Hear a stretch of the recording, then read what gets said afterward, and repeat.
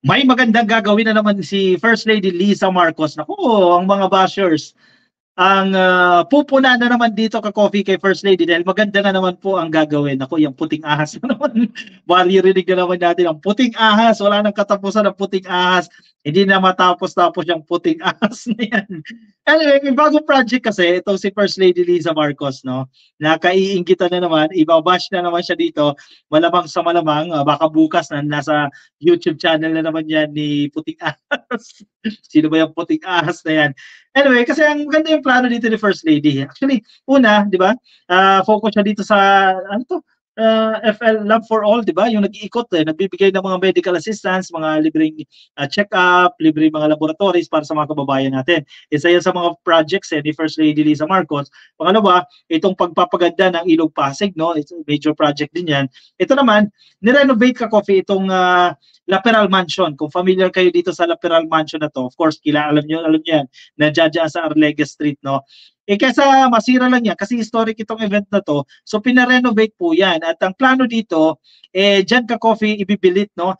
Dyan na mananatili yung ating mga world leaders na pupunta ng Maynila, na pupunta ng Pilipinas. Tingnan mo naman ang itsura niya, no? Napakaganda ka-coffee nitong mansion na ito. Yun na lang kasi, syempre, sa paglipas ng panahon, unti-unting nasisira din, kailangan ma-sustain mo rin yan, ma-maintain mo yan, at magkaroon ng mga renovation. Kasi sayang ka-coffee yung itsura niyan, biruin mo naman. Hindi na tayo nagkaroon ng mga ganyang kagagandang structures sa mahabang panahon, ilang dekada, natigil. Magiging mga projects nga na malalaki, natigil.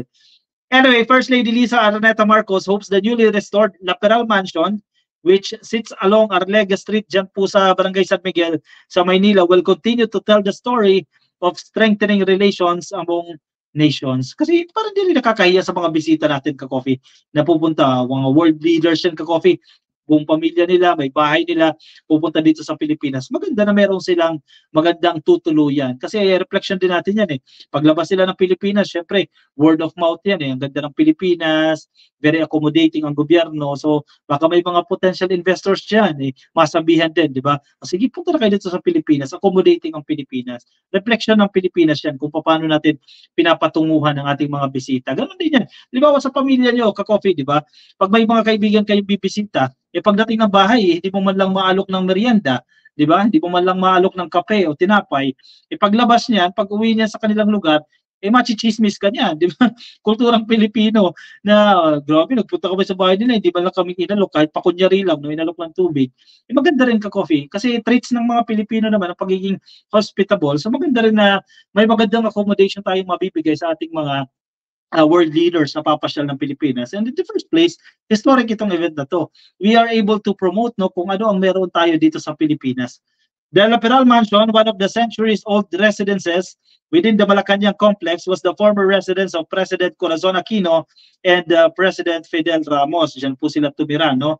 In a video posted on her Facebook page, Araneta Marcos said the mansion was recently restored to serve as a residence for visiting heads of state and governments. Actually, sa mga nababasa natin sa online, no, ang nagiging function din ni First Lady dito, yung pagre-renovate ng mga facilities diyan sa Malacanang. Kasi una, yung welfare din ng mga tao na naninirahan diyan. Kasi maraming mga stay-in diyan, mga kawani, di ba? Pangat nga naman, pangat yung pinagtatrabahuan ng mga kawani diyan. So isa yan sa inasikaso ni First Lady, marami namang patunay diyan, no? Yung billeting stations ng mga security, ng mga kawani na nandiyan sa Malacanang, in-improve yan para kahit papaano nabuboost yung moral ng kanilang mga kawani. So yung beautification, yung renovation, isa yan sa tinututukan ni First Lady Liza Marcos. We renovated the mansion because we wanted to offer you a safe, comfortable, and meaningful place for your leaders when they visit the Philippines on state official or working visits. Dagdag po ni First Lady Liza Marcos. Tama ka, Coffee. Magandang project ito. The President's Guest House has 14 bedrooms, each named after a former president to honor the country's history. Maganda ka, Coffee. Nasaan ka? Halimbawa, kasi usually naman ang head of state, kasama yan yung mga cabinet secretaries nila. No? So meron pong 14 na bedroom yan. Ang mga pangalan ng mga presidente, nasa ang room ka? Nandito ako sa room ni Marcos Sr., no? Nandito ako kay Estrada, nandito ako kay Arroyo, nandito ako kay Aquino, etc. So yan yung peg nila dyan. Isa yan sa mga changes na ginawa nila dyan sa La Peral Mansion. No? Anyway, congratulations ka Coffee sa ating First Lady dahil sa project na ito. Kahit papaano, no, hindi nakakahiya mag-imbita ng mga bisita papasok dito ng Pilipinas. Alright, thank you, thank you, thank you. Sana magtuloy-tuloy pa po ito, unti-unti nang gumanda ka Coffee, itong mga struktura na kasi pag hindi natin talaga ito, masasayang, historic ito, makasaysayan itong mga struktura na ito. Anong say mo dyan, ka-coffee? Sige, comment your opinion at ang inyong mga reaction, komento dyan sa ating comment box at kung nasa Facebook po kayo. So yun na lang po ha, paklik lang po ng like or follow dyan sa taas at subscribe naman po kung nasa YouTube po kayo. Alright, sige. Ako ipansamantala magpapaalam sa inyo. Maraming salamat po sa pagsama sa akin. Ingat po kayo, nasaan man po kayong panig ng daigdig. Papaalam, bye-bye.